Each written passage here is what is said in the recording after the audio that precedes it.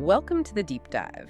Today we are tackling, well, possibly the heaviest question there is there any God or Allah? And is there any actual proof? It's a massive one, and it's something people feel incredibly strongly about, obviously. Absolutely. We've looked at a range of sources for this, and they don't really try to give a final yes or no. Instead, they focus on something maybe more useful for you, the listener. Which is why. Why do believers and non-believers, who are often equally sincere, equally intelligent, hold their positions so firmly? Exactly. So our mission today isn't to settle the debate, but to offer a neutral, sort of detailed explanation. We want to show you that the real conflict often isn't just about what someone thinks is true. But about how they think we know anything is true. It's fundamental. Okay, let's unpack this then. The core challenge, it seems, is that both sides are working from, well, different rulebooks.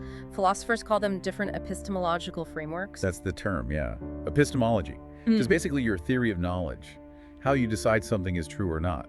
And if you can't even agree on the rules of how to know something, No. you're never going to agree on the outcome. It's an impasse built right into the foundation. So we have to start there. What does proof actually mean to each side? Okay, so two different definitions. Dramatically different, often. Yeah. Let's start with the believer's perspective. What counts as proof for them? Right, if we're starting from different rule books, what's in the believer's rule book? What's considered valid evidence? For many believers, proof isn't just one single thing. It's cumulative. It builds up. It includes that deep internal sense of conviction. Like a feeling, but a really profound one. Yes, but also bolstered by philosophical arguments, things that seem logical, and testimony from sacred texts, history, and of course, powerful personal experiences. Okay. And crucially, their standard isn't necessarily limited to only what you can, measure in a lab or observe directly. Gotcha. So if someone feels they've had this life-changing divine intervention or constant guidance, that is proof for them, even if it's subjective. To that individual, absolutely. It can be the most compelling evidence they have, as real as anything they see or touch. Okay, but then you have the other side, the skeptic, the non-believer. Right. And their standard is typically what we call the scientific standard. It's much more rigid in a way. More about external validation. Exactly. This standard generally requires evidence to be, well, four things. First, empirical. You have to be able to observe it or measure it somehow. That makes sense. See it, touch it, measure it. Second, testable.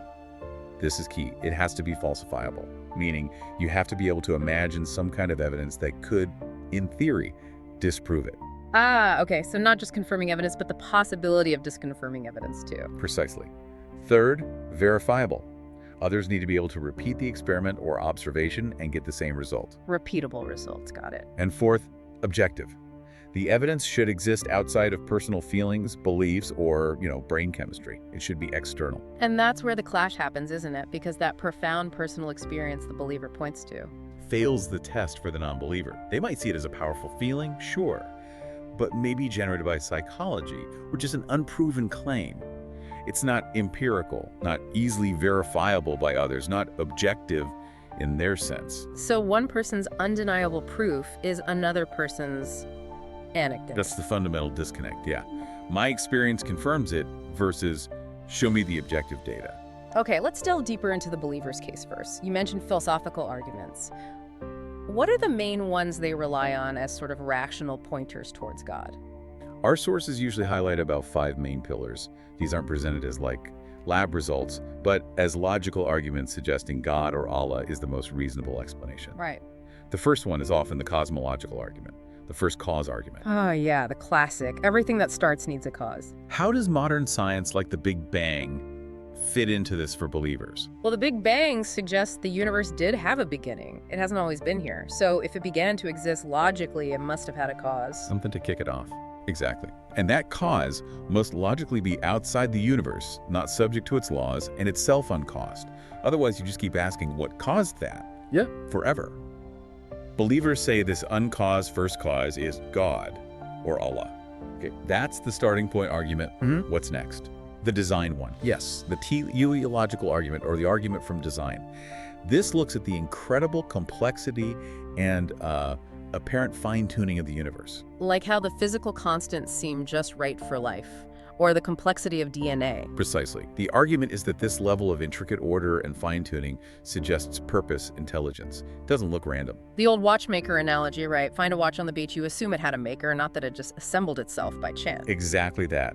And believers argue the universe is infinitely more complex than a watch, so it points even more strongly to a supreme designer. Okay, from cause to design, what about the moral argument? That shifts focus a bit. It does. It moves from the cosmos to, well, us, to human nature, it asks. Why do we seem to have this innate, objective sense of right and wrong, even across different cultures? Things like murder is wrong, compassion is good, that kind of thing. Yeah. Believers argue that if morality was purely a product of evolution or just social agreement, you'd expect it to be totally relative. But this shared, deep sense of objective moral truth suggests it comes from a source beyond us, a transcendent, perfectly good lawgiver. So objective morals imply a moral lawgiver. Makes sense as an argument. What's the fourth pillar? About holy books. Proof from Revelation. This is where sacred texts like the Quran or the Bible come in. They're seen by the faithful as direct, divine communication. How is the text itself considered proof? Believers point to things like their perceived literary majesty, their internal consistency, the transformative effect they've had on history and individuals, and sometimes claims of fulfilled prophecy or scientific insights that seem ahead of their time. For them, the text is the evidence. Okay. And the fifth one, which you mentioned earlier, is maybe the most powerful for many. Experiential proof, absolutely. This is the most personal. Answered prayers, moments of profound peace or guidance that feel undeniably divine, sometimes even events perceived as miracles. Things that can't easily be explained away. For the person experiencing them, yes, it's that direct, subjective encounter. For millions, this feeling of God's presence isn't just an argument, it's self-evident reality. It often overrides any intellectual doubts. That really paints a picture of a case built on multiple layers: logic, observation of design, ethics, scripture, and personal witness. Okay, but now we need to flip the coin. The non-believer looks at all this. It says, impressive tapestry, but it still doesn't meet the standard.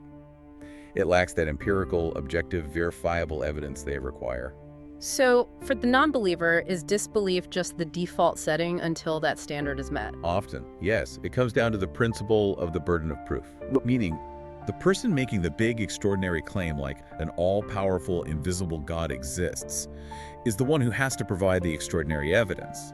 The skeptic doesn't have the responsibility to disprove every claim ever made. That's the Russell's teapot idea, isn't it? Exactly.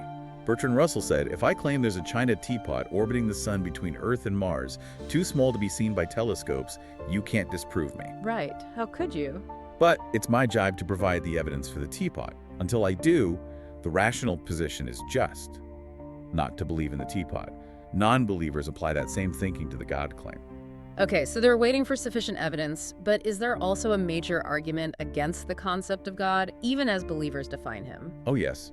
The strongest philosophical objection is generally considered the problem of evil and suffering. Right. This one feels very visceral. It is. It essentially says, forget proving or disproving God's existence for a moment. Let's look at the definition believers often use. God is all-powerful, omnipotent, all-knowing, omniscient, and all-good, omnibenevolent. The three O's. Right. The argument is, if a being with all three of those qualities existed, then horrific, seemingly pointless suffering shouldn't exist. Why would an all-good, all-powerful God allow things like natural disasters that kill thousands, or children dying of cancer? The sheer scale and apparent randomness of suffering seems incompatible with that definition of God. That's the argument. It suggests a logical contradiction within the definition of God itself. Either God isn't powerful enough to stop evil, doesn't know about it, or isn't entirely good. Wow. So it's a challenge to the internal consistency of the belief.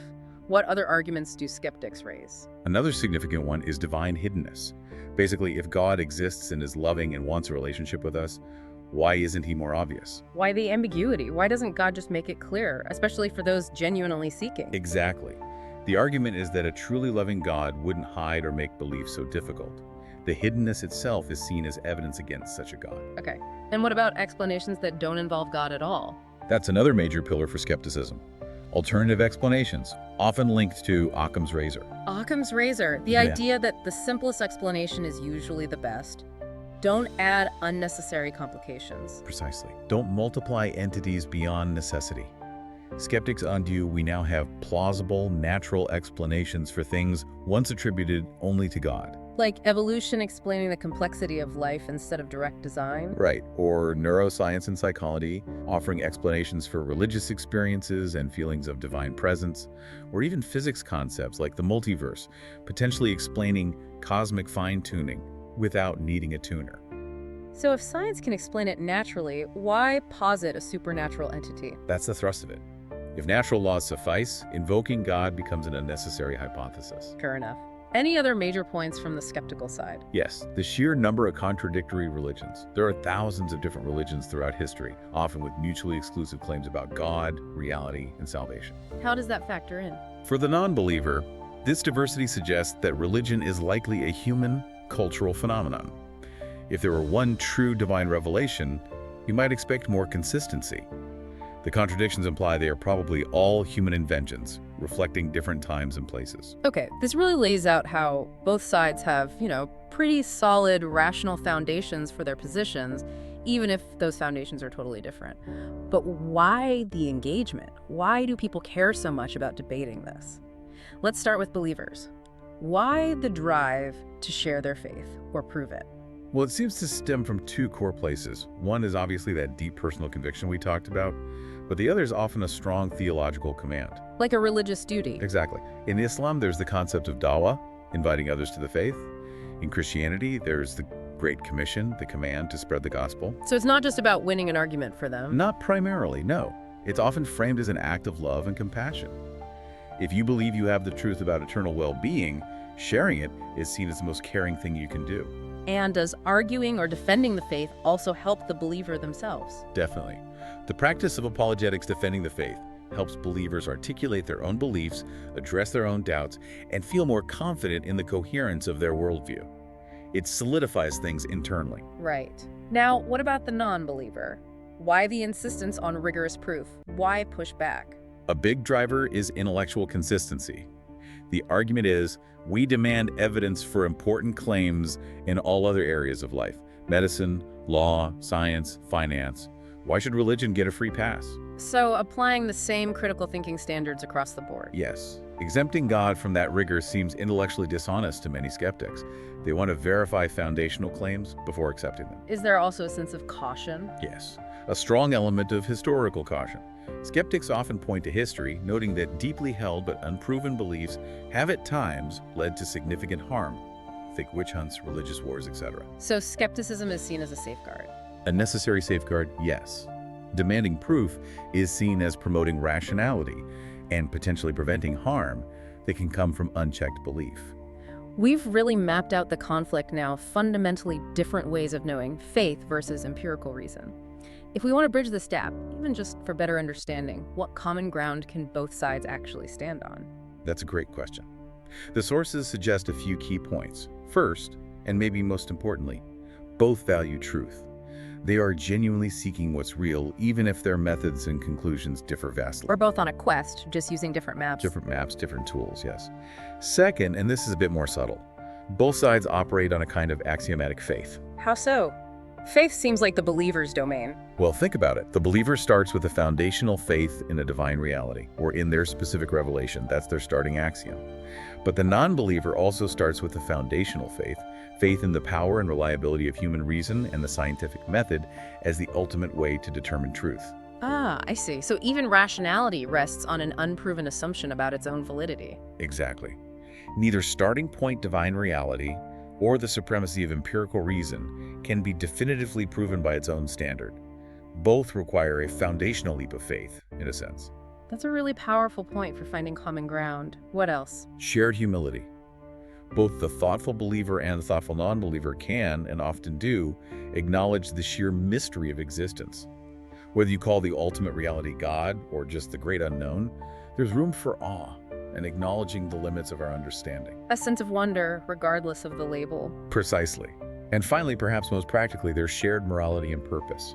Regardless of where they think morality comes from, God or evolution or humanism, most people on both sides can agree on the importance of compassion, justice, fairness, and trying to make the world a better place. Reducing suffering, promoting well-being, things we can actually work on together. Exactly.